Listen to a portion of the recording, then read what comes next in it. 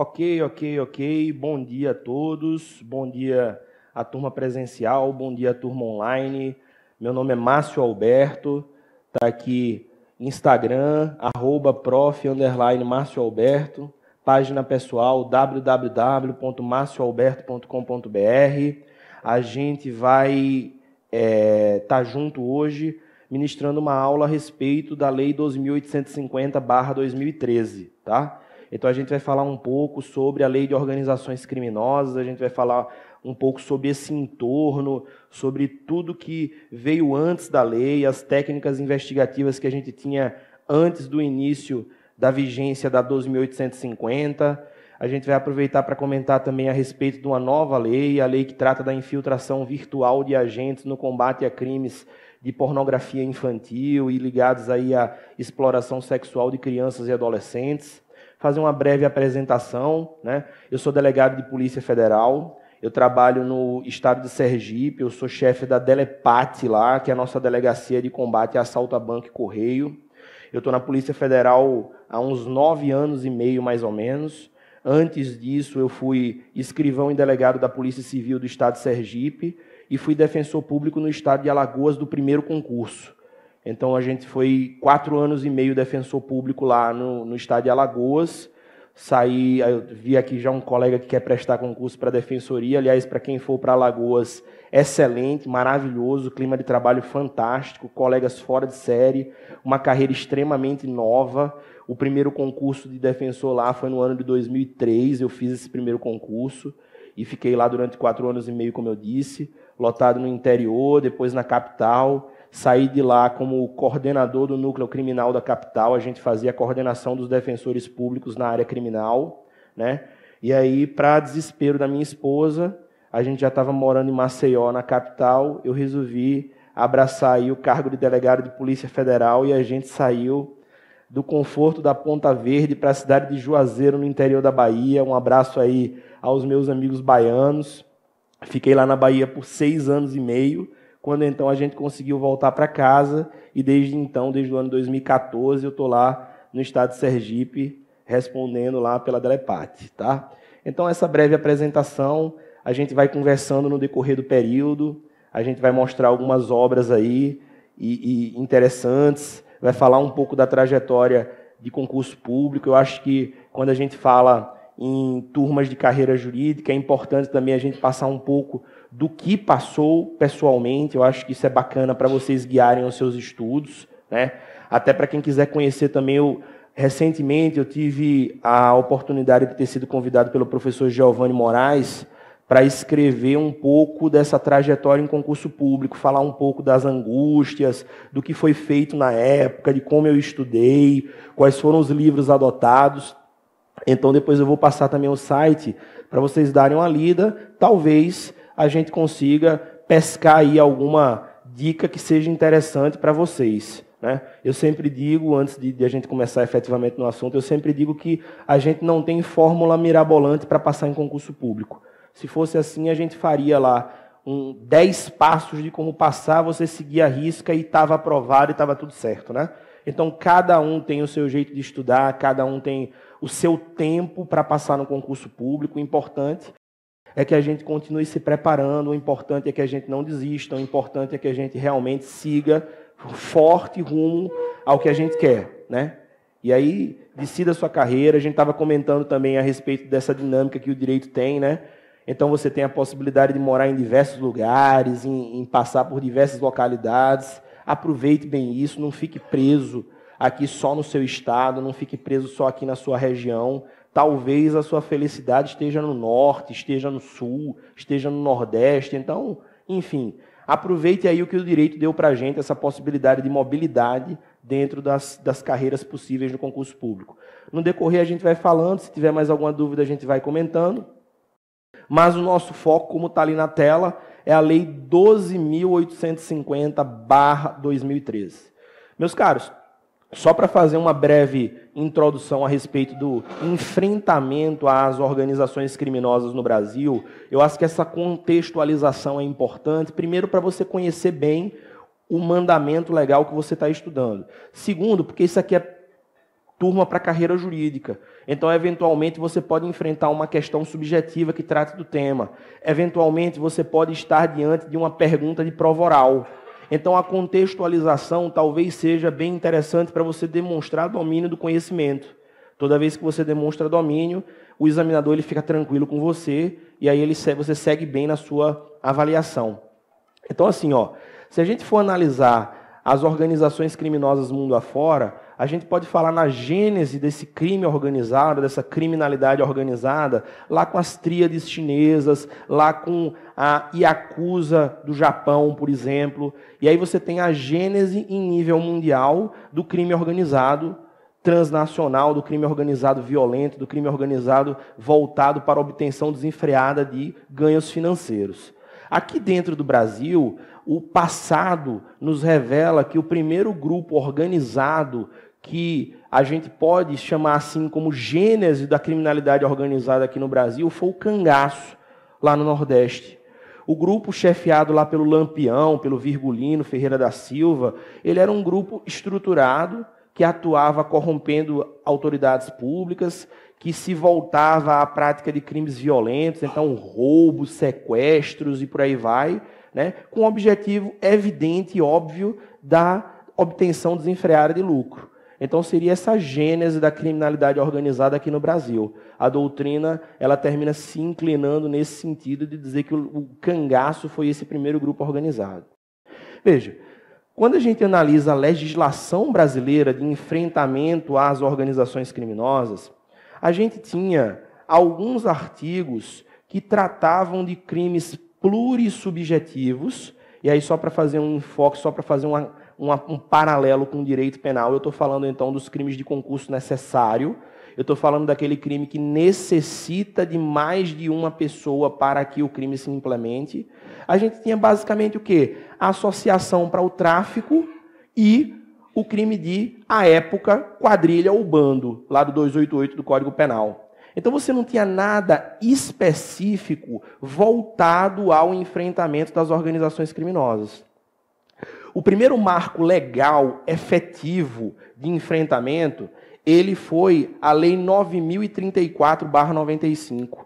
Então, na Lei 9.034/95, a gente encontrou, então, o primeiro marco legal para o enfrentamento da criminalidade organizada no Brasil, né? Essa lei aqui trouxe, então, técnicas investigativas de combate às organizações criminosas. Ela, obviamente, está revogada, está toda riscada aí, mas só para você ter uma ideia.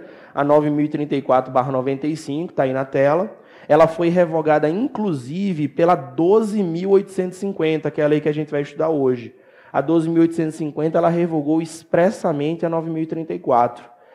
A seu tempo, a 9.034 teve efetivamente sua importância histórica. Só que a gente tem um problema muito grande aqui na confecção de marcos legislativos no Brasil. Problema muito grande. Você vê, a gente está criando, ó para a tela, dispõe sobre a utilização de meios operacionais para prevenção e repressão de ações praticadas por organizações criminosas. Vem para cá. Então você tinha o quê? Você tinha uma lei que criava mecanismos para o enfrentamento das organizações criminosas, só que com um pequeno vácuo, um pequeno detalhe, um pequeno esquecimento. A lei não definia o que era organização criminosa. Você combatia um inimigo invisível. Você não sabia o que efetivamente estava enfrentando na época da edição da 9.034. Aqui você já tinha algumas técnicas interessantes criadas, colocadas na nossa legislação. Então você tinha a possibilidade de captação ambiental de dados, você tinha a possibilidade de infiltração policial, você tinha a possibilidade de ação controlada. Só que essa lei, a 9.034, ela não dispunha a respeito de como você ia materializar essas técnicas de enfrentamento.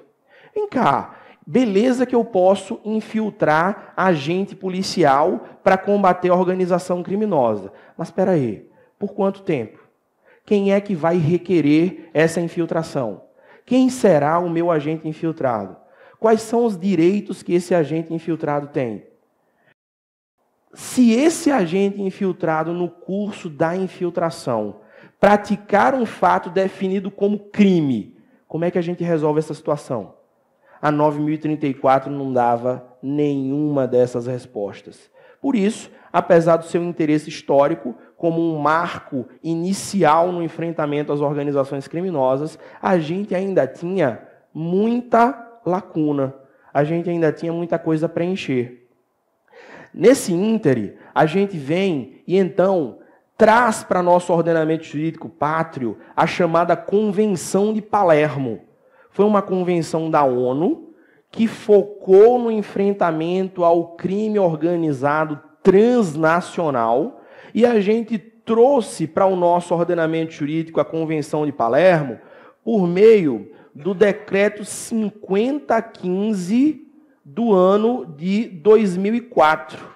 5015 do ano de 2004, a gente tem então a internalização, aqui então lei, tá? Aqui então lei, e aí você vem então com um decreto 5015 de 2004 que internaliza a Convenção de Palermo, a Convenção de Palermo, que é a Convenção da ONU a respeito do crime organizado transnacional, tá?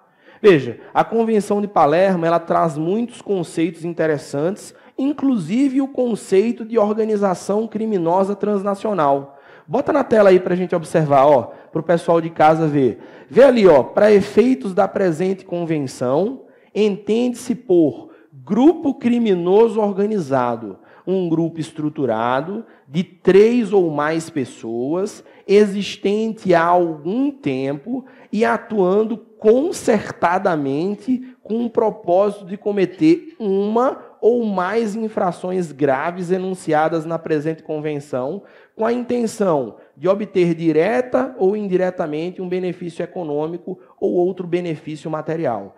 Aí também você já encontra a definição do que vem a ser infração grave. A infração grave, nos termos da Convenção de Palermo, é todo crime que tem a pena igual ou superior a 4 anos, a pena mínima, igual ou superior a 4 anos. E aí você tem a definição também do que vem a ser o tal do grupo estruturado. Volta aqui para mim.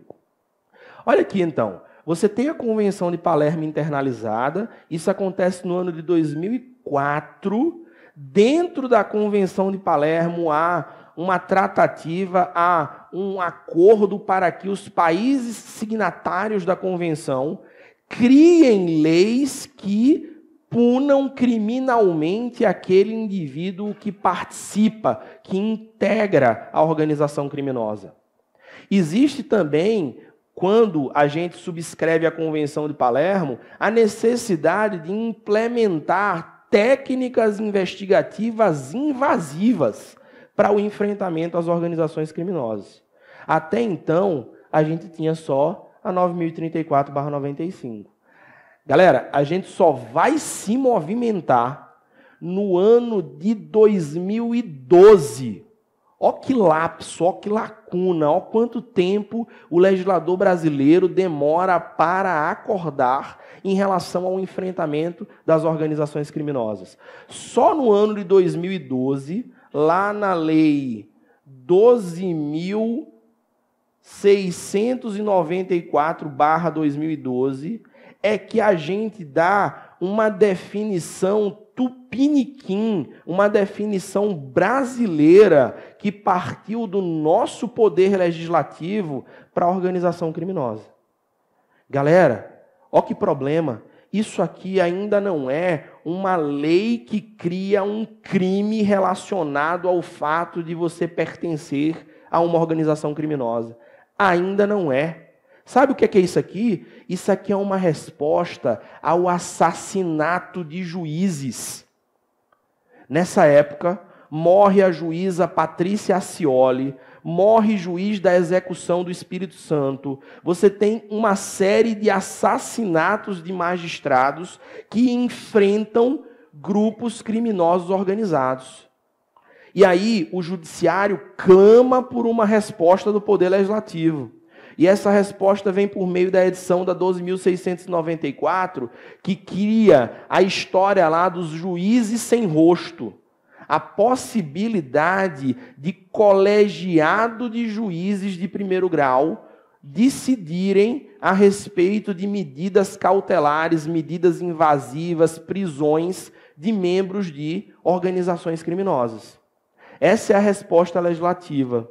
E pasmem, até aqui o ano de 2012, o cara que integra uma organização criminosa, ele não responde por um crime específico. Você ainda tem que se utilizar, se você quiser punir apenas o delito associativo, nessa época aqui, ou da associação para o tráfico, ou na época, a quadrilha ou bando, do 288. Aqui, você já tinha uma definição de organização criminosa tupiniquim que seguiu a Convenção de Palermo. Olha aqui o que a gente tem na Lei 12.694. Foca ali no artigo 2º. Para os efeitos desta lei, considera-se organização criminosa a associação de 3 ou mais pessoas estruturalmente ordenada e caracterizada pela divisão de tarefas, ainda que informalmente, com o objetivo de obter, direta ou indiretamente, vantagem de qualquer natureza, mediante prática de crimes cuja pena máxima seja igual ou superior a 4 anos, ou que sejam de caráter transnacional. Volta para cá. Olha aqui o que está acontecendo. A gente seguiu as linhas gerais da Convenção de Palermo. A gente adotou o que a Convenção de Palermo definiu como infração grave, que é a infração que tem pena mínima igual ou superior a 4 anos. Tá certo? Melhor, desculpe, pena máxima, igual ou superior a 4 anos. Essa é a definição da Convenção de Palermo. O crime grave, a infração grave, é o crime cuja pena máxima é igual ou superior a 4 anos. Ou ainda que sejam de caráter transnacional. A gente teve aqui uma coisa muito importante, porque a Convenção de Palermo, ela focava muito na criminalidade organizada transnacional. E é interessante que a gente tenha uma lei que fale sobre organização criminosa, inclusive da ORCRIM, que se ocupa da prática de crimes aqui dentro do Brasil, sem reflexo transnacional. Então está ali 2 possibilidades, seguindo a Convenção de Palermo, quanto ao mínimo de agentes, então 3 agentes no mínimo, e a definição do que vem a ser infração grave, para fins de considerar aí o sujeito como integrante de organização criminosa. Então, artigo 2º da 12.694/2012, primeira definição efetiva da nossa legislação a respeito do tema. Como eu disse, ainda não tínhamos criminalizado a conduta do indivíduo que participa da organização criminosa. Isso aqui só vai aparecer para a gente na Lei 12.850/2013, que é a nossa lei de enfrentamento às organizações criminosas. Agora sim, no ano de 2013, a gente precisou esperar 9 anos desde a internalização da Convenção de Palermo no Brasil para que a gente cumprisse o que a Convenção determina, que é criminalizar a conduta de quem integra a organização criminosa e criar técnicas invasivas de enfrentamento a essas organizações. A gente demora 9 anos para fazer isso. E a gente o faz de uma maneira bem interessante, de uma maneira bem, a meu ver, efetiva, por meio da 12.850/2013. Meus caros amigos, não sei por que cargas d'água, o legislador decidiu alterar o conceito de organização criminosa. A gente, cuidado, viu? A gente, entre a Lei 12.694/2012 e a Lei 12.850/2013, a gente altera o conceito de organização criminosa. E, pasmem, o nosso legislador, ele não segue uma linha, uma tendência, uma ordem bacana, ele não revoga expressamente o artigo 2º da 12.694/12. Mas, óbvio, você tem que entender que houve aí uma revogação tácita do conceito de organização criminosa. Você vê, ó, quando a gente vai no site do Planalto e enxerga algo que está revogado, o artigo ou a lei está riscado. Olha aqui, ó, 12.694/2012. Está ali bonitinho ainda o artigo 2º. Agora, cuidado, o conceito de organização criminosa que você vai utilizar para o seu concurso, que você vai utilizar na sua atividade fim, quando você tiver passado no seu concurso, é o da 12.850/2013. A gente teve duas mudanças muito sutis, que foram: a gente aumentou o número mínimo de participantes dessa organização criminosa. Pode voltar para mim. A gente aumentou o número mínimo de participantes dessa organização criminosa. A gente tem, então, a organização criminosa com a associação de 4 ou mais pessoas. E a gente mudou o que vem a ser infração grave para fins de conceituação de organização criminosa. Perceba lá, ó, mediante a prática de infrações penais cujas penas máximas sejam superiores a 4 anos. A Convenção de Palermo e a 12.694 fala na infração grave como sendo aquela que tem pena máxima igual ou superior a 4 anos. Na 12.850/13, a gente se limitou a dizer que infração grave, para fins de cometimento de delito relacionado às organizações criminosas, é a que tem pena superior, máxima superior a 4 anos. A gente desprezou aquele crime que tem pena máxima igual a 4. Então tem que ser maior. Então, duas modificações bastante sutis, mas que demonstram qual foi o conceito mais atualizado de organizações criminosas que a gente tem no Brasil. É o conceito da 12.850/2013. Aliás, aqui, por causa desse quantitativo mínimo de 4 pessoas, a gente consegue construir uma dica a respeito dos crimes plurissubjetivos mais famosos. Se você pega os 3 crimes plurissubjetivos mais famosos que a gente consegue construir uma escada. Olha aqui, ó.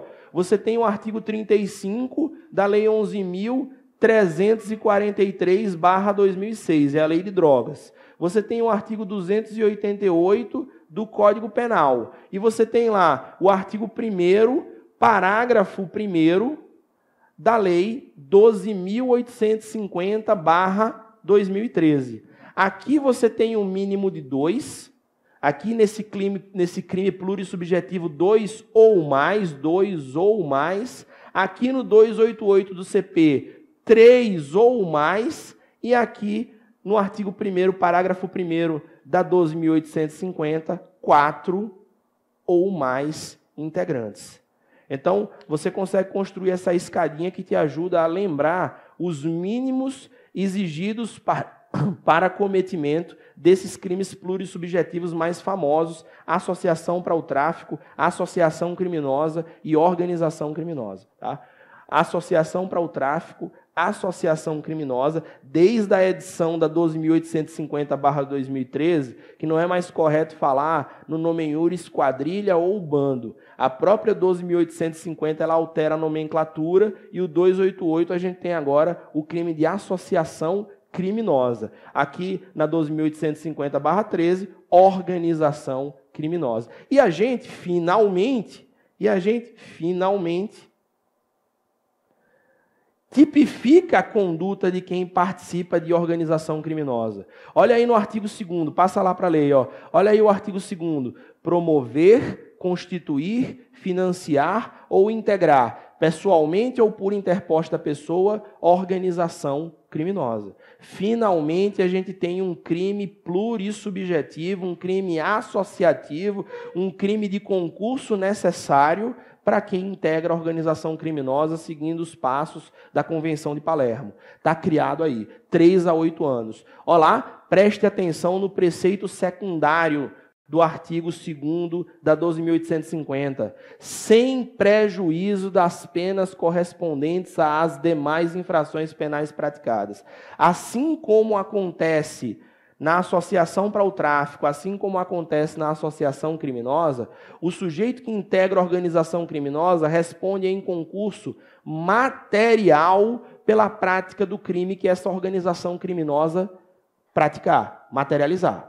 Então ele vai responder pelo delito associativo e ele vai responder também pelo crime praticado. Só também fazendo uma incursão rápida no direito penal, veja, toda vez que a gente fala nesses crimes associativos aqui famosos, a gente está vislumbrando na prática, lembre lá, uma antecipação da atuação do direito penal.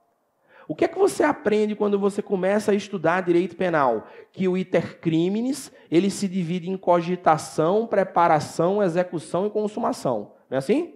Então, a gente também aprende lá em direito penal, quando a gente estuda mais profundamente, que via de regra, atos de cogitação e atos de preparação não são puníveis. Por que o ato de cogitação ele não é punível? Porque a gente tem um princípio em direito penal chamado princípio da alteridade, e o princípio da alteridade impede que a gente responsabilize criminalmente pessoas por pensamentos. Eu não consigo ler o pensamento de vocês. Hoje, todos nós aqui, a gente já pode ter pensado na prática de diversos crimes. Você viu uma rede social, viu um cara que não gostou de uma foto sua, falou alguma coisa, pô, quando eu encontrar esse cara, eu vou bater nele. Passou um cara, cruzou seu carro, você vou dar um tiro nesse cara. Tudo isso está passando no seu plano mental. Se você não exterioriza, você não pode ser punido pelo direito penal. Isso é uma das facetas do princípio da alteridade. Só para falar da segunda faceta, a gente também não pune a autolesão. Pô, eu estou assim morrendo de raiva e vou cortar meu dedo. Poxa, paciência. Que pena, que coisa ruim, mas o direito penal não se preocupa com isso. Isso é princípio da alteridade. E os atos preparatórios também, eles via de regra não são puníveis. Eles via de regra não são puníveis. É óbvio que você tem atos preparatórios que por si só constituem infração penal. Se você quer praticar um homicídio e você compra uma arma de fogo sem ter autorização para tanto, você está cometendo crime isoladamente. Quando você fala nesse tipo de crime associativo aqui, você está antecipando o direito penal, porque você está punindo, vejam só, a acumulação da cogitação com a preparação, por meio de um crime autônomo e independente do delito que o indivíduo tenciona praticar quando se junta com outras pessoas. E olha que você está diante de um crime permanente, que inclusive autoriza a materialização de prisão em estado de flagrância. Depois a gente vai comentar algumas coisas da prática, algumas loucuras assim que tem acontecido na prática que a gente tem que entender numa velocidade bem rápida, como, por exemplo, o que tem acontecido dentro da Lava Jato com parlamentar que pratica ou que integra a organização criminosa. A relativização aí do mandato parlamentar, aquela regra de não prisão do parlamentar, a liberdade de não ser preso. Como é que isso tem se comportado e o que é que tem sido interpretado quando você percebe que o indivíduo integra uma organização criminosa. Alguns pontos são interessantes. Tá? Então, desse jeito aí que você tem uma antecipação do direito penal, o direito penal indo em cima do ato de cogitação e do ato de preparação. Você tem, antes da gente adentrar nesse ponto específico que é interessante para a Lava Jato, olha o que diz aqui também o artigo 1º no seu parágrafo 2º. Você também aplica a Lei 12.850 às infrações previstas em tratado ou convenção internacional, quando, iniciada a execução no país, o resultado tenha ou devesse ter ocorrido no estrangeiro ou reciprocamente. Por que você faz isso? O que permite a aplicação da nossa lei penal para o crime que começa no Brasil ou termina no Brasil? Galera, análise pura e simples do artigo 6º do Código Penal. Eu estava dando aula lá na turma de delegado federal, e aí a gente gosta de explicar o porquê das coisas. Galera, aqui eu tenho no Código Penal lugar do crime, E aí a gente percebe que o Código Penal no artigo 6º adotou a teoria da ubiquidade. Considera-se lugar do crime tanto o lugar onde ocorreu a ação ou omissão, quanto o lugar onde aconteceu ou deveria ter ocorrido o resultado. E você sabe por que a gente adotou no artigo 6º a teoria da ubiquidade? Por causa exatamente dos crimes à distância. Lembra lá crime à distância é o crime que passa pelo território de 2 ou mais países. Então, para ampliar o espectro de atuação do nosso direito penal, é que a gente adotou a teoria da ubiquidade aqui no artigo 6º, dizendo que a gente vai utilizar do nosso direito penal, quer o crime tenha passado aqui no momento da ação ou da omissão, quer o crime tenha passado aqui no momento do resultado. Tá? Então, ó, descanso rápido, né? Me disseram que dava para beber água, dá porra nenhuma. Ó, então, por causa dos crimes à distância, é que a gente adota a teoria da ubiquidade no artigo 6º do Código Penal referente ao lugar do crime. E aí está a demonstração que a gente tem sim condição de aplicar a nossa lei, tanto se o crime passa aqui na ação ou omissão, quanto se o crime passar aqui no momento do resultado. Olha o inciso 2, olha. As organizações terroristas entendidas como aquelas voltadas à prática dos atos de terrorismo legalmente definidos. Perceba que a gente, finalmente, já tem lei antiterror. 13.260/2016. Está ali. Demoramos uma eternidade para criar uma lei antiterrorismo. A gente permitiu... E aí foi uma loucura, a gente permitiu que aqui no Brasil a gente tivesse Copa das Confederações, Copa do Mundo, visita do Papa, com gente do mundo inteiro, sem que a gente tivesse a regulamentação do crime relacionado ao terrorismo. A gente utilizava, lembrem aí, quem está estudando direito penal, a gente utilizava da Lei de Segurança Nacional, que falava numa palavrinha terror, no artigo 20, e a gente dizia, pronto, esse é o artigo que tipifica o terrorismo no Brasil. Isso por causa de diversas discussões que eram travadas no Congresso Nacional, referentes à criminalização ou não dos atos praticados por movimentos sociais e movimentos reivindicatórios. Isso travou durante milhões de anos a nossa lei de combate a terrorismo lá no Congresso Nacional. Temos agora.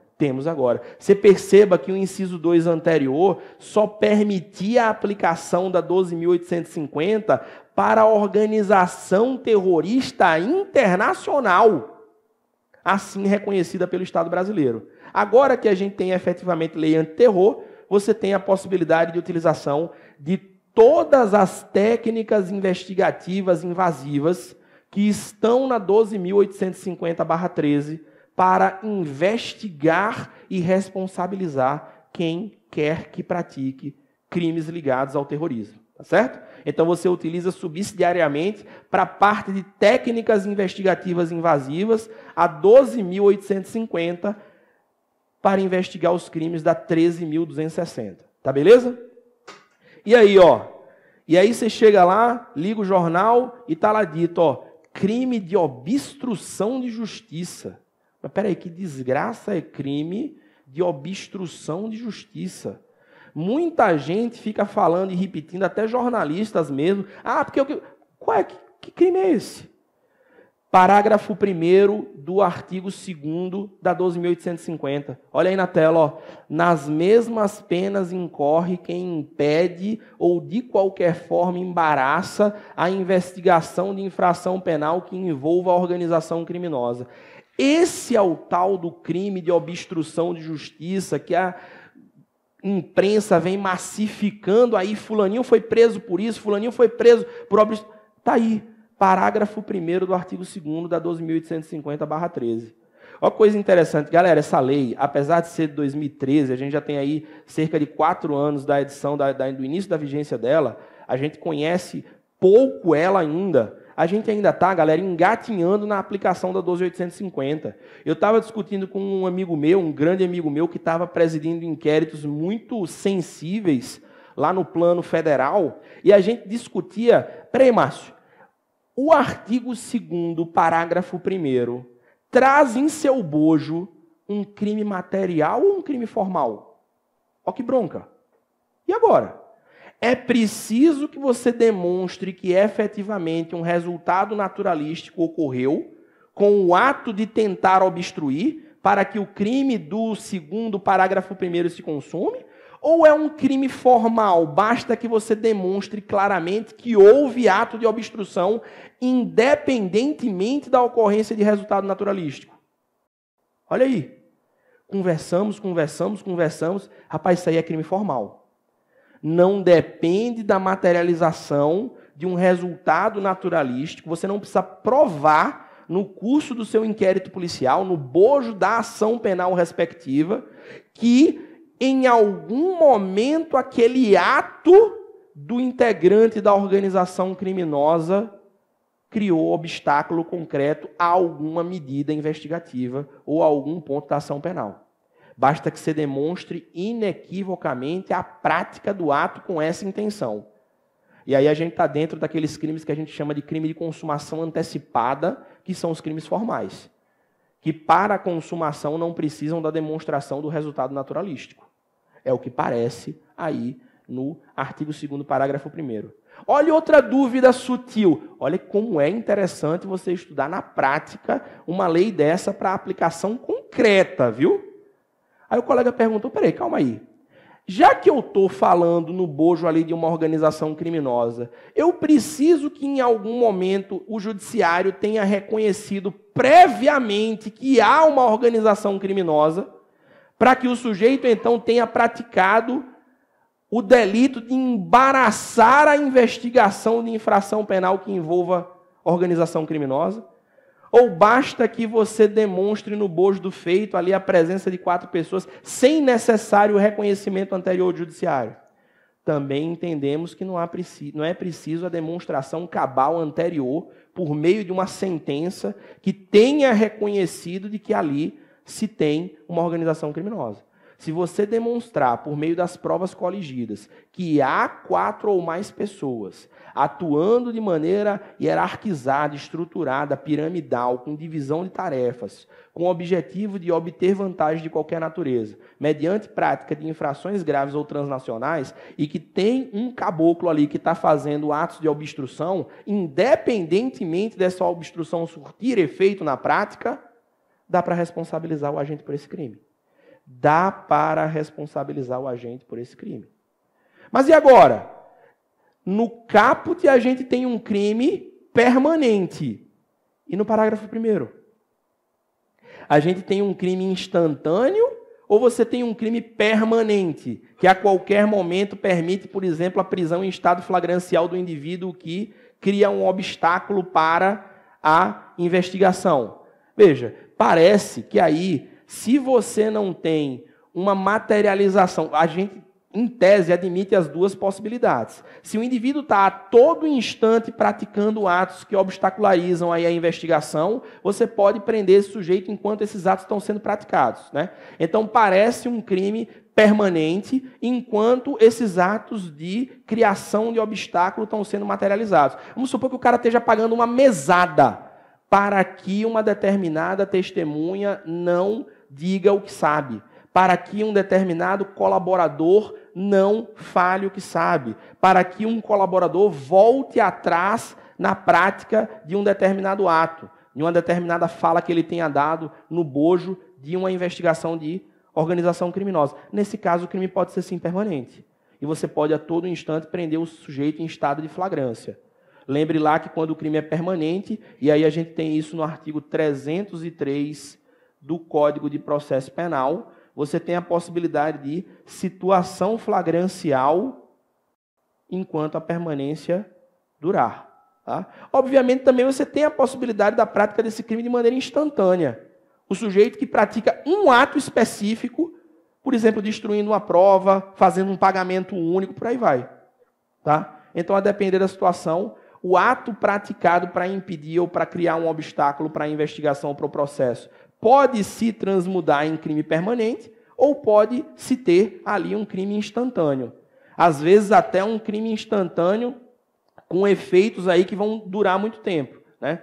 Que vão durar muito tempo. Mas, enfim, há essas duas possibilidades. Galera, depois aí você tem situações que a mera leitura fazem com que a gente já tire qualquer tipo de dúvida, tá? Parágrafo 2º, parágrafo 3º, parágrafo 4º, só a leitura, tá certo? o afastamento do servidor público no parágrafo 5º, afastamento sem prejuízo da remuneração. Parágrafo 6º, a gente tem uma coisa super interessante, e é bom que você tome nota, porque se eventualmente você tem uma prova de concurso público que cobra aquelas coisinhas que sempre caem lá na lei de tortura, a prática do crime de tortura culmina com 2 pontos, 3 situações graves: imposição de pena, perda do cargo público e inabilitação para o exercício da função pública pelo dobro do quantitativo de pena. Então aí você tem também um dispositivo importante no parágrafo 6º para você memorizar. Vai para a tela aí, ó. A condenação com trânsito em julgado acarretará ao funcionário público a perda do cargo, função ou emprego ou mandato eletivo. Galera, aqui você tem uma perda de cargo ex lege.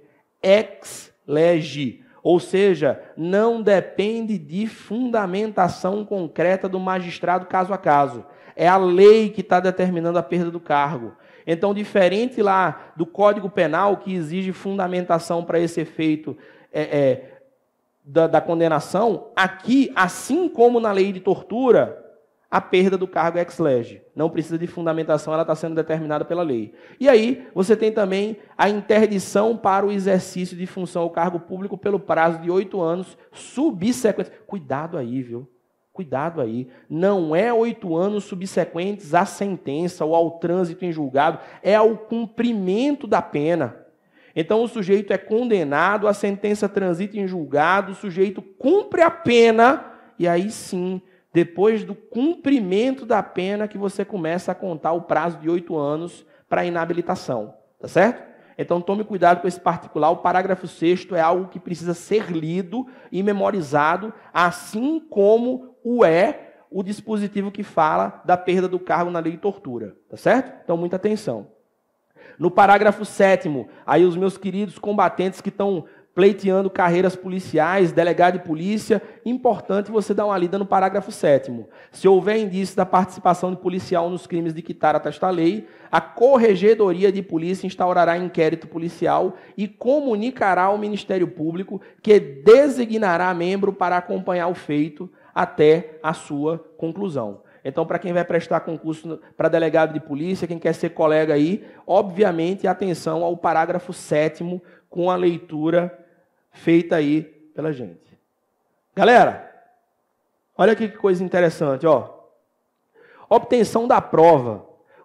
O artigo 3º também é extremamente importante, e nosso objetivo aqui hoje vai ser tentar, item a item, técnica investigativa a técnica investigativa, trazer os pontos mais relevantes que podem ser utilizados para esclarecer crimes praticados por organizações criminosas. Você tem aí no artigo 3º muitos itens importantes, muitas técnicas investigativas que estão sendo utilizadas em operações policiais de grande monta, lava-jatos, zelotes, Greenfield, saqueador, dentre outros, e também inquéritos policiais mais simples, que apuram crimes cometidos por organizações criminosas, mas que não são tão famosos quanto essas operações grandes, tá? Então, colaboração premiada, captação ambiental de dados, ação controlada, a gente vai ver um a um esses itens, como eles se comportam dentro do 2850 e os pontos mais relevantes. Começando do primeiro, e o primeiro é logo um palpitante, né? Artigo 4º. Da colaboração premiada.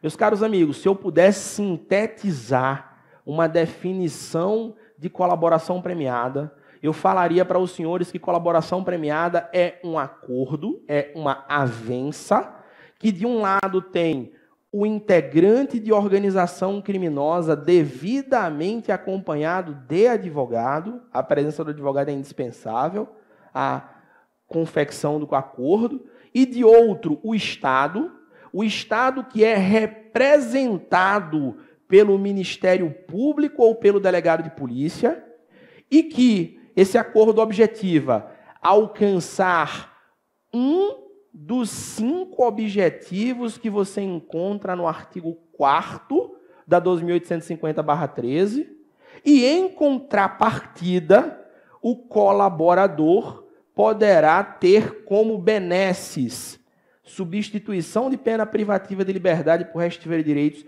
ainda que fora dos permissivos do Código Penal, lá no artigo 44, ainda que fora dos permissivos do Código Penal, você pode ter a diminuição de pena e, num grau máximo, a colaboração premiada top de linha, aquela que tem qualidade... Não vou fazer essa brincadeira, não. Qualidade friboi, não, né? Você tem a possibilidade de concessão de perdão judicial, meus caros amigos.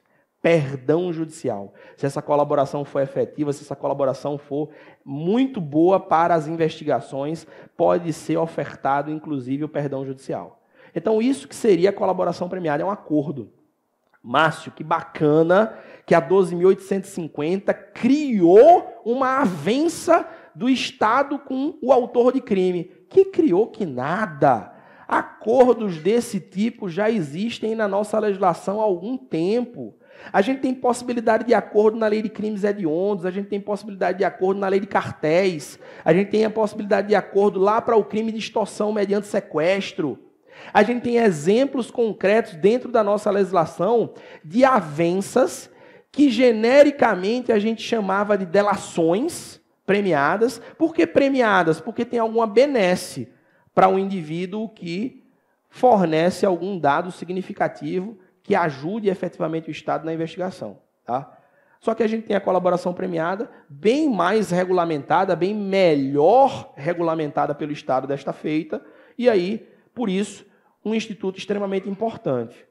É preciso, inicialmente, que a gente fale um pouco, veja, aqui eu estou trabalhando para, de repente, uma conversa em prova oral, algo do gênero, mas enfim, você tem um aparente problema nesse instituto, que seria, poxa, será que o Estado pode estimular traição entre pessoas que praticam, que integram organizações criminosas? Será que a gente pode estimular que exista delação entre pessoas? Não seria moralmente equivocado e tal? Galera, a doutrina de Skol, a doutrina que fala a respeito da Lei 2.850, você tem livro do Rogério Sanches, você tem livro do Guilherme Souza Nucci, você tem livro deste que vos fala. Desculpe aí o pessoal do online, mas eu vou fazer aqui um sorteio no final aqui para a turma presencial desse livreto aqui, desse livrinho aqui, que é Organizações Criminosas, uma análise jurídica e pragmática da Lei 12.850/13. Tá?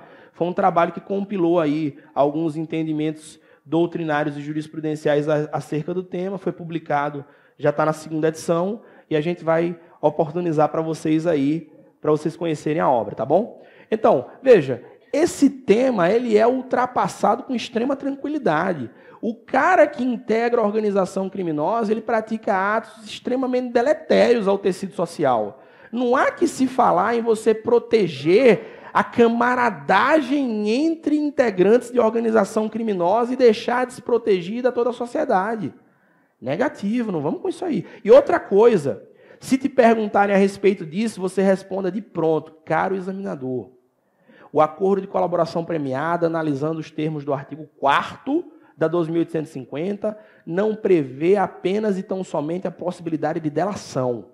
Você tem incisos que falam a respeito de colaboração sem entrega de convivas. Por exemplo, quando você permite a libertação da vítima sem que a sua integridade física seja atingida. Quando você permite que seja restituído o dinheiro que foi auferido por essa organização criminosa na prática dos crimes. Então você tem aí incisos que efetivamente não se traduzem necessariamente na delação de pessoas. Tá? Então, supere isso aí. Supere isso aí. Primeiro detalhe sobre o artigo 4º. Nós temos incisos que são alternativos.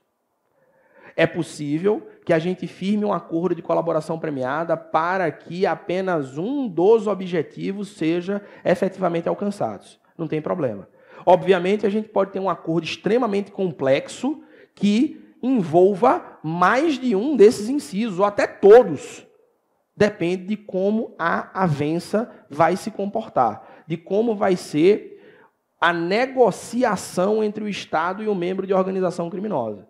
Então, esse acordo ele pode simplesmente falar a respeito da obtenção de um dos resultados, ou de mais de um deles, ou de todos, a depender da situação.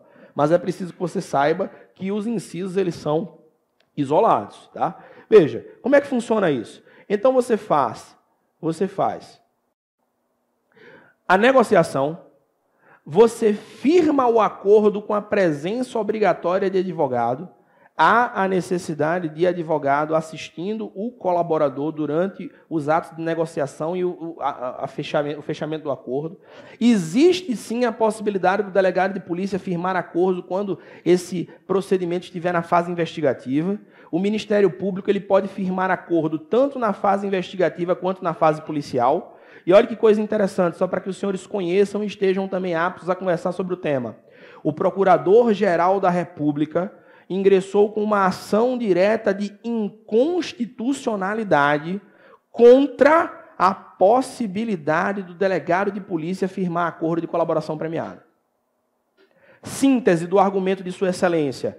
A ação penal é titularizada pelo Ministério Público, colaboração premiada pode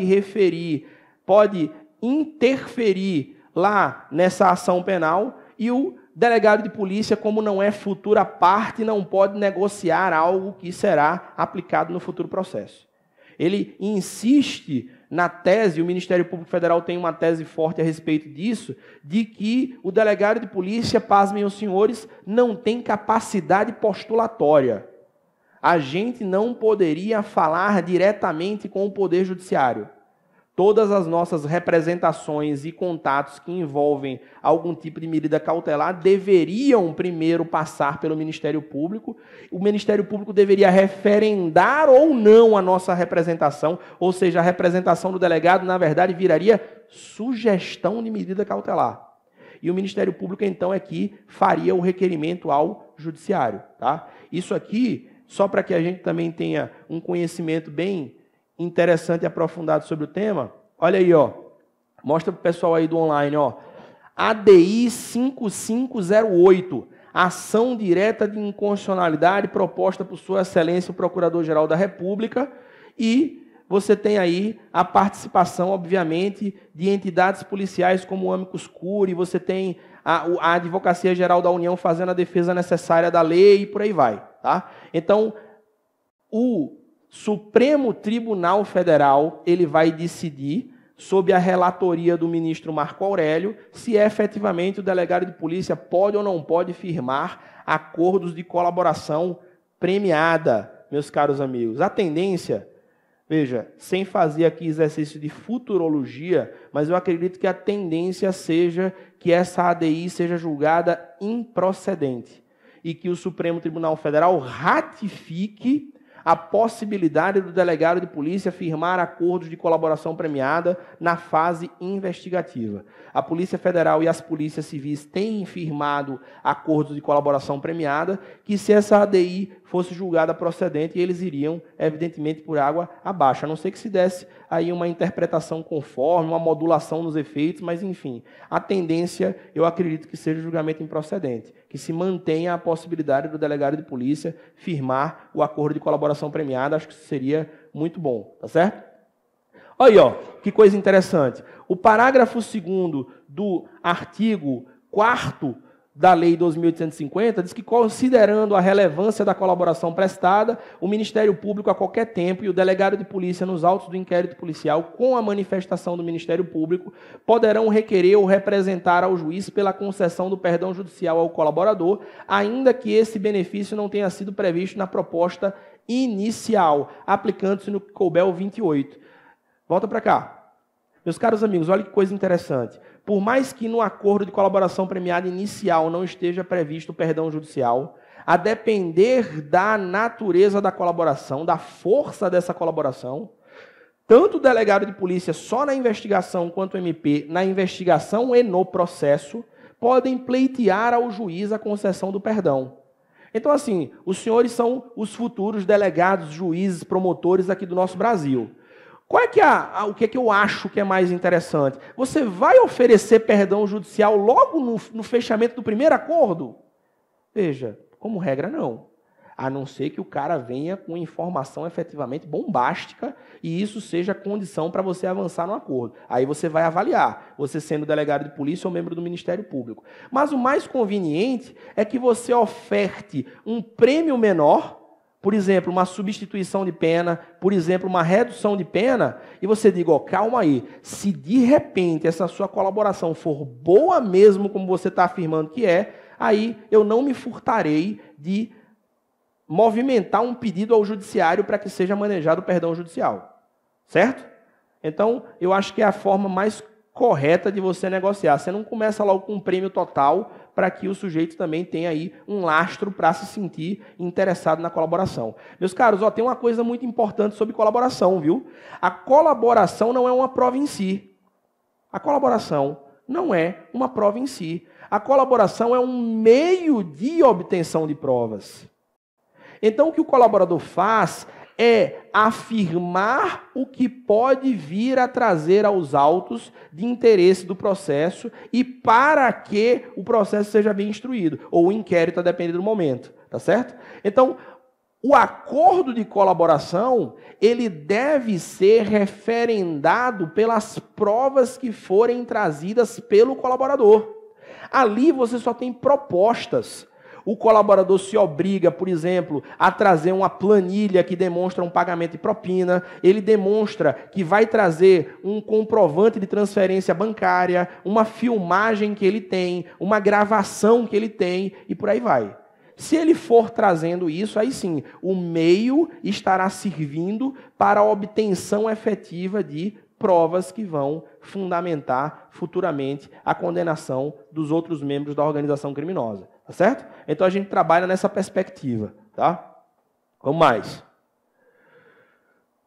Ó, coisa interessante, ó. Olha que coisa. A Lei 12.850, se ela for explorada muito fortemente em concurso público, ela tem muita coisa para ser tratada. Olha aí no parágrafo 3º do artigo 4º, ó.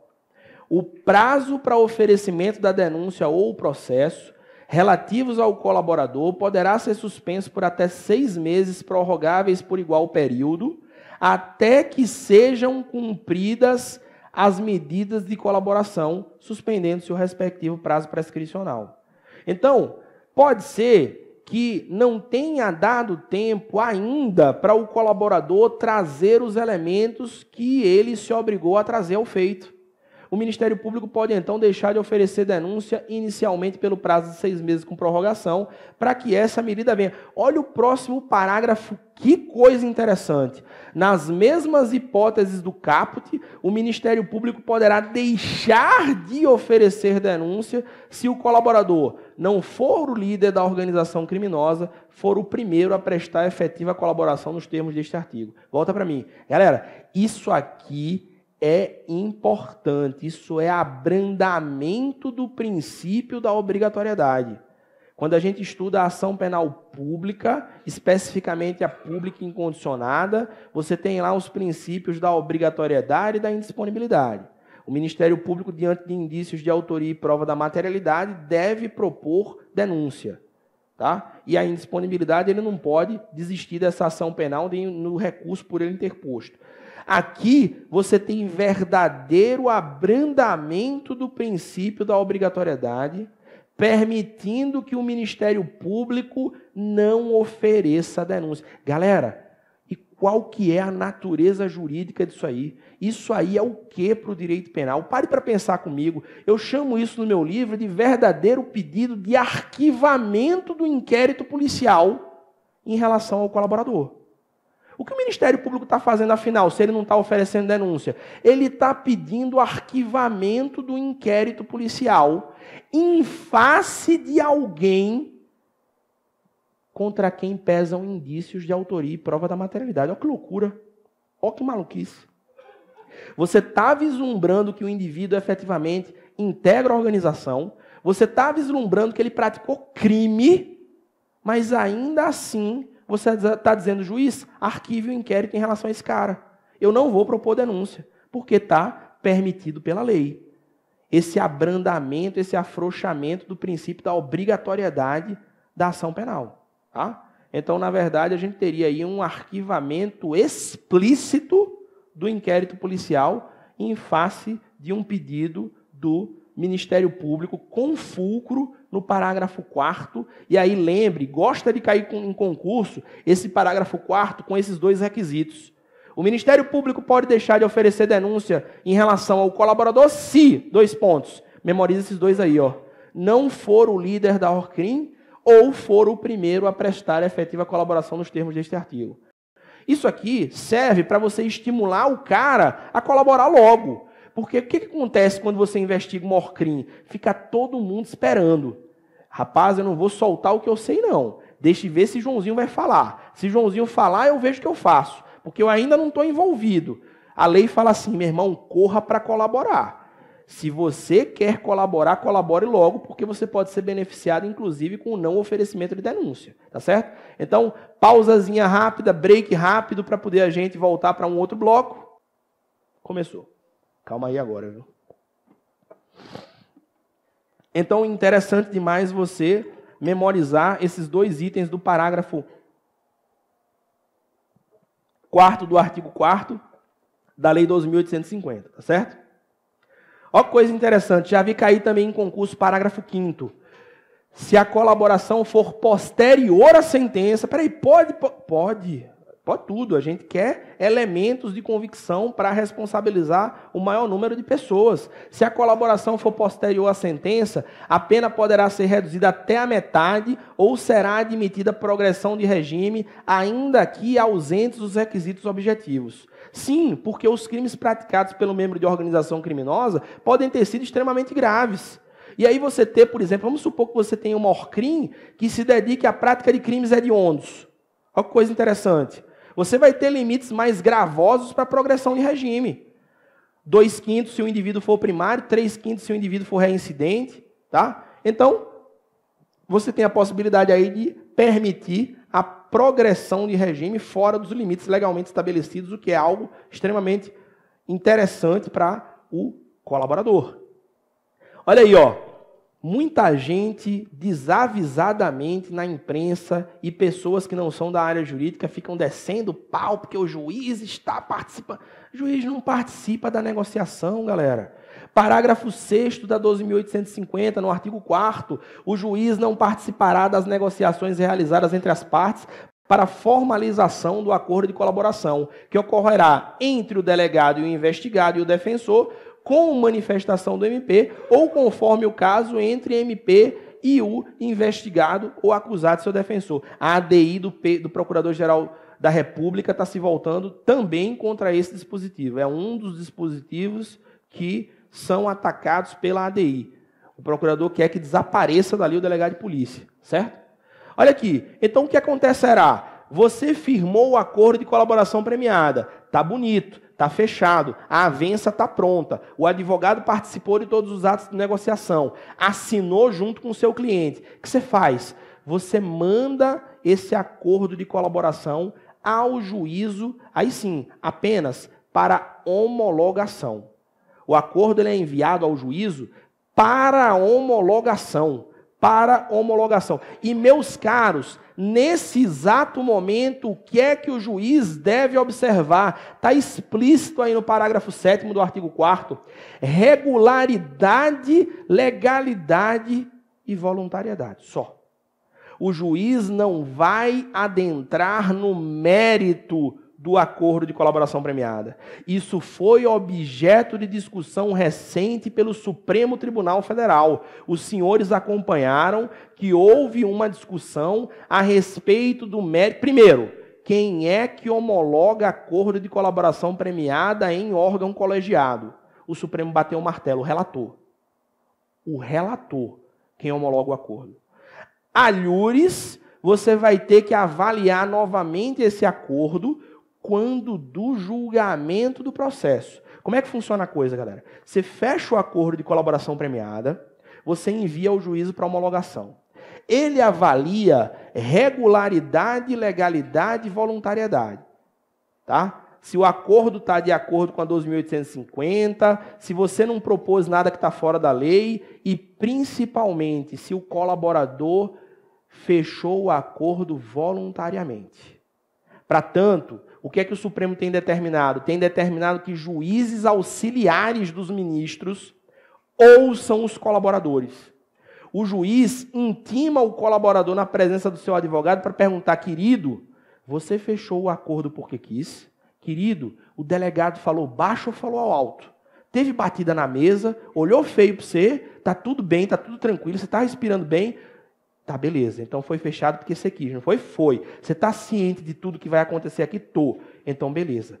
Senhor ministro relator, tudo certinho. O delegado falou baixo, o delegado não gritou, não bateu na mesa, teve voluntariedade, foi tudo lindo, maravilhoso, como deve ser. Aliás, o delegado não fala alto não, viu? Só em sala de aula. Então, regularidade, legalidade e voluntariedade obedecidos, o juiz homologa. Homologa e deixa lá quietinho. Deixa lá quietinho. Olha outra coisa interessante, que aí você vai ter que... Olha como concurso público é um negócio, é um troço complicado.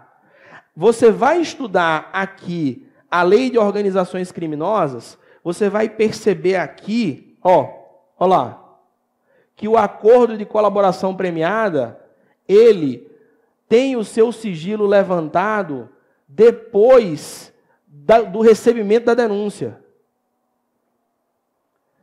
Parágrafo 3º do artigo 7º. O acordo de colaboração premiada deixa de ser sigiloso assim que recebida a denúncia. Aí vem o Supremo Tribunal Federal e, desde a relatoria do finado ministro Teori Zavascki, saudoso, e levanta o sigilo assim que a homologação acontece. Por quê?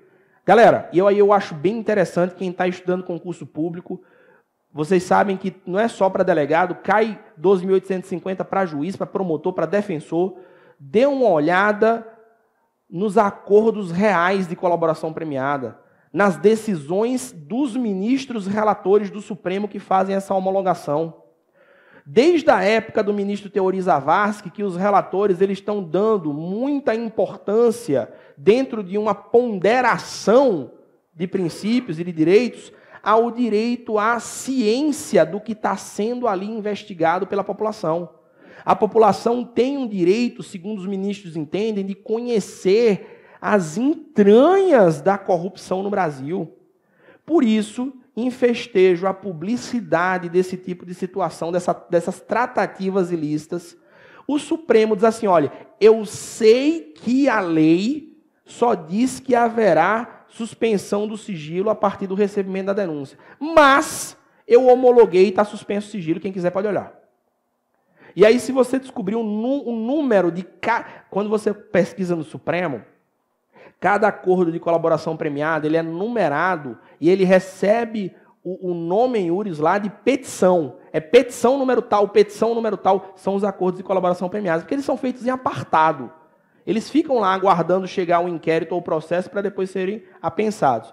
Mas, enfim, você vai encontrar lá petição número tal, clicou, você pode observar os termos do acordo de colaboração, por exemplo, da JBS, e ler tudo como está lá. E a decisão do ministro que homologou e que suspendeu o sigilo imediatamente. Tem sido a prática. Então, assim, qual é a minha orientação? Você tem questão objetiva, responda de acordo com a lei, a não ser que a questão seja, por exemplo, CESP diga, de acordo com jurisprudência do STF, nas ações, aí você tem que partir para a prática. Mas se o comando é relativo à observância da lei, saiba que o sigilo do acordo de colaboração premiada só pode ser levantado depois do recebimento da denúncia. Apesar de não ser essa a prática, tá certo? Apesar de não ser essa a prática. Tá?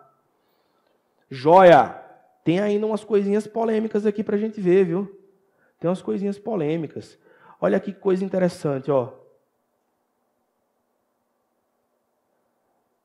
O Supremo decidiu sobre isso aí também, ó. Olha o parágrafo 11 do artigo 4º. A sentença apreciará os termos do acordo homologado e a sua eficácia. Foi o que o Supremo decidiu bem, decidiu de acordo com a lei. O relator só olha regularidade, legalidade e voluntariedade. Aí ele homologa. Beleza, o acordo está aqui, a gente não analisa o mérito. O que o juízo tem que observar quando for julgar esse processo lá na frente? Se o colaborador cumpriu tudo o que prometeu lá na avença. Se houve o cumprimento do acordo de colaboração premiada, o juízo ele está adstrito aos termos do acordo e tem que reconhecer a benesse que foi acordada. Galera, pare para pensar que isso é algo muito instável juridicamente. Você colaboraria sabendo que, na hora da sentença, o juiz avaliaria discricionariamente se você faz jus ou não à benesse que você contratou, que você avençou? Veja, você prometeu entregar extratos bancários, gravações e testemunhar. Você entregou extratos bancários, entregou gravações e testemunhou. Você colaboraria sabendo que, mesmo tendo cumprido toda a avença, o juiz ainda podia dizer negativo, o que ele fez foi muito grave. Não, aqui está dito diminuição de pena, mas eu não vou diminuir nada não. De acordo com o que pensa a sociedade, o clamor público, tal, eu vou levantar os termos da avença e eu vou aplicar a pena como eu quiser. Claro que ninguém vai colaborar. Claro que você cria uma situação de instabilidade que é interessante e que exige que o magistrado observe os termos do acordo se a colaboração foi efetivamente cumprida. Eu participei de um evento em Salvador, na semana passada, um simpósio de combate à corrupção, e a gente teve como palestrante também, eu falei sobre a publicidade em casos criminais, e teve um palestrante muito bom, que é o advogado Pier Paolo Bottini, ele é advogado da JBS. E ele estava expondo esses temores que a defesa tem em relação ao fechamento de acordos de colaboração premiada. Ele falou, olha, a gente não pode deixar na discricionariedade do juiz se vai aplicar ou não vai a avença.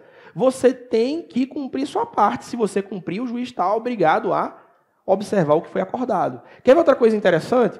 Se eu cumprir como colaborador a minha parte no trato, mas a polícia não conseguir chegar à prova que quer. Fechei o acordo, eu disse que eu vou entregar a gravação, eu disse que vou dizer em que locais a gente esteve, mas aí a polícia chegou nos locais, a câmera de segurança daquele ambiente já não tinha mais a gravação. A pessoa que eu disse que é a testemunha fundamental não foi achada pela polícia. A gente também tem que enfrentar esse tipo de tema. Vai ser uma colaboração efetiva ou não? Eu dependo do que a polícia conseguir materializar ou não.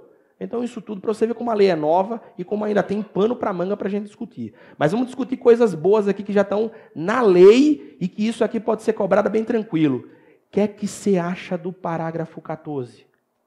Opa aí. Bota aí, por favor, para a galera do online.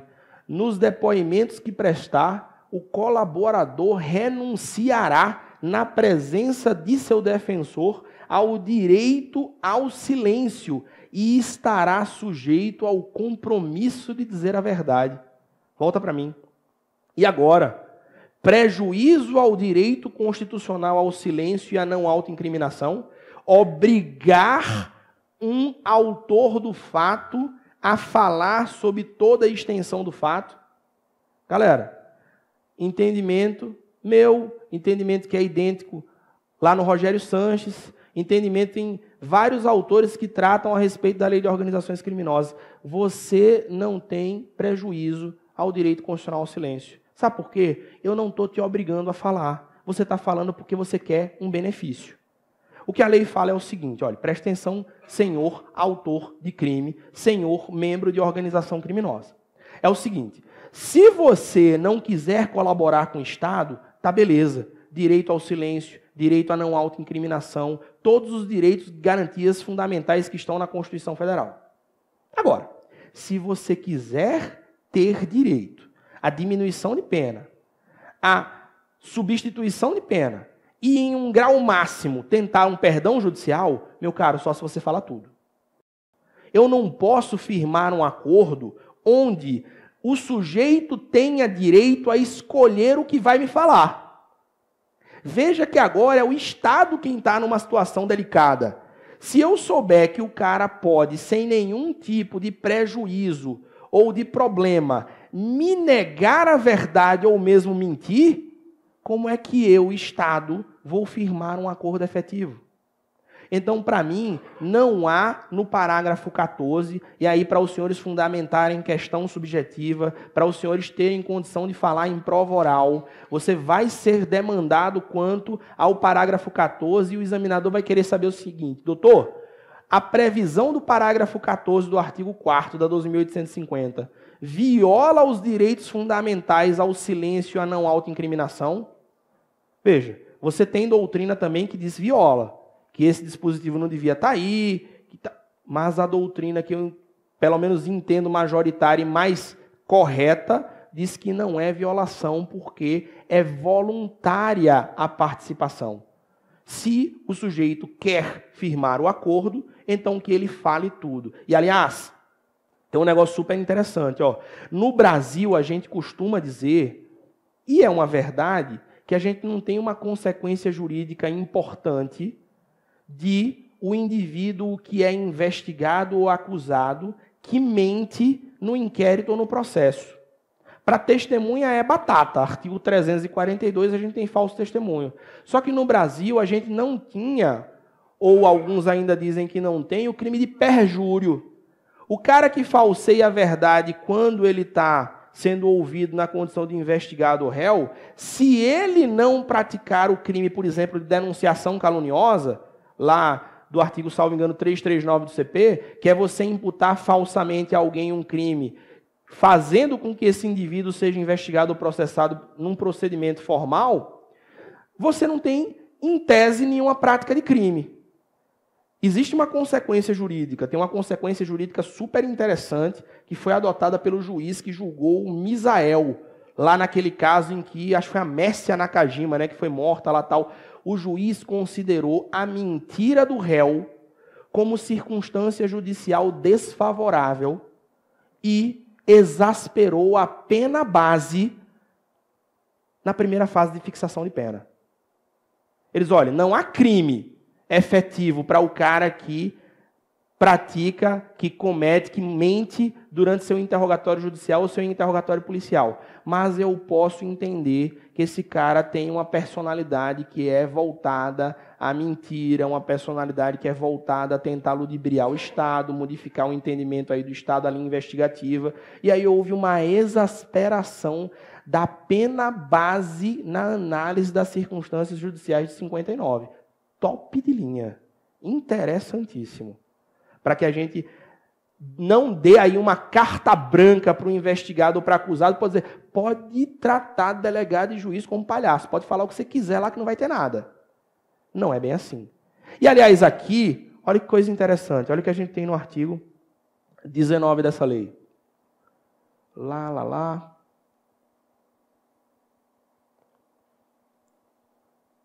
Olha que sucesso, ó. Pode ir para a tela lá. Imputar falsamente, sob o pretexto de colaboração com a justiça, a prática de infração penal à pessoa que sabe ser inocente, ou revelar informações sobre a estrutura de organização criminosa que sabe inverídicas. Esse aí é o crime que pode ser cometido pelo colaborador mendaz. O colaborador que falseia a verdade no bojo de um acordo de colaboração premiada.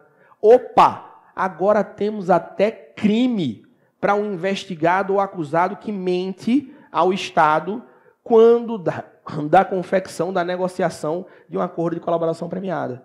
A gente tem, perceba aqui, duas infrações bem definidas. Algo que é extremamente semelhante à denunciação caluniosa, na primeira parte, quando você imputa falsamente a prática de infração penal à pessoa que sabe ser inocente, e uma segunda parte, quando você revela uma informação sobre a estrutura da organização que você sabe inverídica.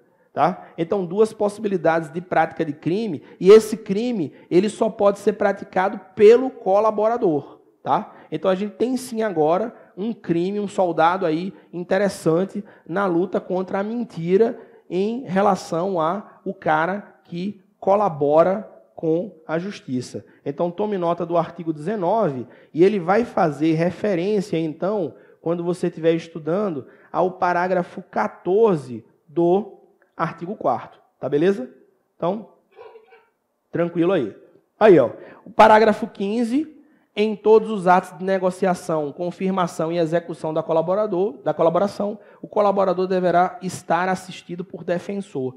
Isso, inclusive, galera, se o acordo for fechado na fase investigativa. Então, aí, quem, por exemplo, está focado na atuação enquanto defensor público, né? Um abraço aí a todos que querem carreira de defensor público, muito boa, por sinal, recomendadíssima, né? Você vai estar presente ao lado do seu assistido colaborador, mesmo com a colaboração sendo materializada pelo delegado ainda na fase de investigação. O que a gente tem percebido? Cada vez mais o advogado está sendo chamado a participar do inquérito. Veja, o inquérito ele ainda não é contraditório, ainda não tem partes, ainda não existe acusação formal contra ninguém, você tem um procedimento investigativo ainda. Mas não há dúvida que a cada instante, a cada modificação legislativa, a participação do advogado ou do defensor público tem sido majorada já na fase de investigação. Certo? Então aí você tem um exemplo da participação do defensor. Isso dá uma rigidez muito grande ao acordo de colaboração premiada. Porque você sabe, você afasta qualquer tipo de argumentação futura de que o sujeito foi ludibriado pela autoridade que com ele negociava. Não, tem o advogado dele ali observando todas as tratativas e decidindo lá com ele se o acordo vai ser fechado ou não vai ser fechado. Óbvio que essas negociações, galera, elas findam sendo meio no escuro. Às vezes quem não é da prática vai dizer, caramba, como é que isso é fechado? Veja, tudo é proposta no início. O cara normalmente não te mostra nada não, porque ele tem medo de você mostrar, e aí o delegado olhar ali, então ele tem isso aí, né? Pô, mas isso aí eu consigo com uma quebra de sigilo bancário. Eu não vou negociar com ele não, eu vou representar o juízo pela quebra. Veja, a gente exige para firmar acordos de colaboração premiada, lealdade. É preciso que exista lealdade, aí vocês são os futuros profissionais, quando promotores de justiça, quando defensores públicos, quando delegados de polícia, exijam lealdade na hora de negociar. Se o cara está entregando algo que você não sabia que existia, não diga, eu não vou fechar e vou conseguir essa prova por meio transverso. Você não está sendo leal. Se o cara te deu algo que está mudando sua perspectiva investigativa, está melhorando, está possibilitando identificar pessoas, dê a ele o benefício que a lei outorga. E siga aí com as tratativas. Isso é muito importante para a gente desenvolver, nós desenvolvermos o Estado, tá certo? E por fim, galera, algo que a galera joga para a imprensa, a população acredita, mas nós que somos do direito já sabemos desde 2013. Parágrafo 16. Nenhuma sentença condenatória será proferida com fundamento apenas nas declarações do agente colaborador. Galera, na verdade, e aí a lei é muito feliz em dizer, olha, o colaborador é um declarante. É uma pessoa que é investigada ou mesmo processada e está falando no inquérito ou no processo a respeito de algo que em tese ele saiba. Não existe, meus caros amigos, como todos nós sabemos, em processo penal, uma prova plena. A gente não tem tarifação de prova. Não existe uma prova com mais valia do que outra. Você precisa que exista um conjunto harmonioso de provas e o juiz, depois de passar essas provas sob o crivo do contraditório, ele vai decidir como deve julgar de acordo com sua livre convicção, mas motivadamente, nos termos do artigo 155 do CPP. Então, óbvio que a gente não pode fundamentar a condenação única e exclusivamente com base nas declarações do colaborador. Como eu disse para vocês, acordo de colaboração premiada é meio de obtenção de prova. O colaborador vai declarar, vai ser ouvido e ele tem que trazer o que ele está prometendo para que então a gente tenha prova apta a condenar. Tá certo? Artigo 5º, mera leitura, os direitos do colaborador, não vamos perder tempo. Artigo 6º, o que precisa ter um acordo de colaboração premiada. E aí, também mera leitura, galera, para que você entenda a estrutura de um acordo de colaboração premiada, como ele deve ser materializado na prática, está aí no artigo 6º, tá certo? Beleza. Com isso, a gente fecha a primeira técnica investigativa interessante, colaboração premiada. Galera, ó, deixa eu só mostrar para vocês o porquê desse entendimento. Tem que voltar aqui para o artigo 4º. Ó, você está aí no artigo 4º, percebendo que a colaboração premiada no bojo desse artigo se refere, vem para cá, se refere aqui, ó, a investigações referentes sempre a organizações criminosas. Você está vendo, ó? Sempre sendo citado aqui nos incisos do artigo 4º, colaboração premiada ligada à investigação referente a crimes praticados por ORCRIM. Daí o entendimento de que esse meio de obtenção de prova aqui ele está limitado para investigações que digam respeito a crimes praticados por organização criminosa. Lá no artigo 3º, lá em cima, a gente tem a lista dos meios de obtenção de prova e a gente vai perceber que tem meios de obtenção de provas que são genéricos, que podem ser utilizados ainda que você não tenha a ORCRIM sendo investigada. Só que tem alguns meios de obtenção de prova que eles são limitados a investigações de crimes praticados por ORCRIM. O entendimento que vigora é que porque nos incisos se fala sempre da investigação de ORCRIM, a colaboração premiada, tal qual dita aqui no artigo 4º e seguintes, só pode ser utilizada como meio de obtenção de prova quando se investiga organização criminosa, tá? Existem outros meios de delação que você pode levar a efeito quando você não tem a investigação em ORCRIM. Mas para investigação de ORCRIM, a colaboração premiada só se presta a ser materializada na investigação de organização criminosa. Tá beleza? Tranquilo aí, galera? Tá tranquilo? Eu nem perguntei isso, a gente foi passando direto. Tá tranquilo o ritmo, o tom de voz, a sequência das coisas? Tá ficando tudo bem inteligível? Tranquilo então. Qualquer coisa, a gente diminui, aumenta, modifica, faz o que vocês quiserem, tá bom? Olha aí que coisa interessante. Opa, famoso, né? Opa, mala de dinheiro, né?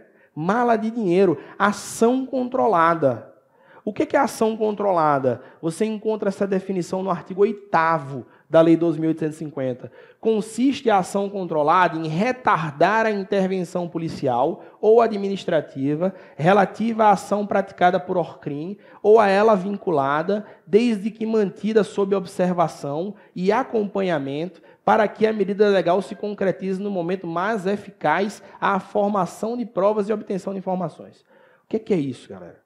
O que é ação controlada? Eu estou percebendo que um crime está sendo praticado, mormente um crime permanente sendo praticado, e eu estou atrasando a ação policial para que essa ação policial se dê no momento mais oportuno, sob basicamente 2 pontos de vista: obtenção de provas e responsabilização de pessoas.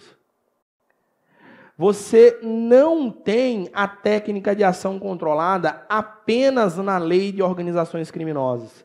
Você tem a técnica de ação controlada também na lei de lavagem de dinheiro, também na lei de drogas. Você encontra também nesses 2 dispositivos a possibilidade de você retardar a ação policial. Só que nosso legislador, ele não é legal, ele não é bom, ele não está do lado do concurseiro. Olha que sacanagem. Na lei de organizações criminosas, a técnica de ação controlada reclama mera comunicação prévia ao juízo competente. Você vai para a lei de drogas, na lei de drogas se reclama autorização judicial prévia para manejo da técnica. Para que isso, senhoras e senhores? Para que a gente tem duas situações diferentes para a utilização da mesma técnica.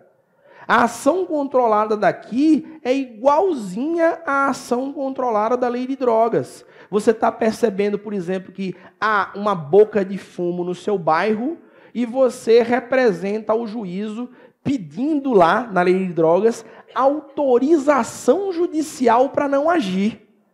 Porque você tem a notícia que dali a 2 dias chega o chefe do tráfico com mais 5 quilos de cocaína.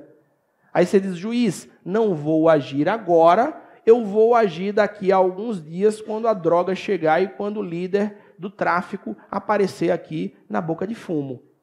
Aí você perceba que você tem uma desnecessária duplicidade de procedimentos. Aqui, comunicação prévia ao juízo, lá na lei de drogas e na lei de lavagem de capitais, autorização judicial prévia, para que a técnica seja implementada, tá certo? A gente tem muita coisa interessante sobre a técnica de ação controlada, a gente vai discutir algumas outras coisas, mas já está no finalzinho aí do bloco, a gente não vai ter tempo de manejar essas explicações agora. Então estamos aí só esperando finalizar, espero que você esteja acompanhando bem aí no online, que esteja tranquila a transmissão, que você esteja aprendendo alguma coisa. Fim de bloco.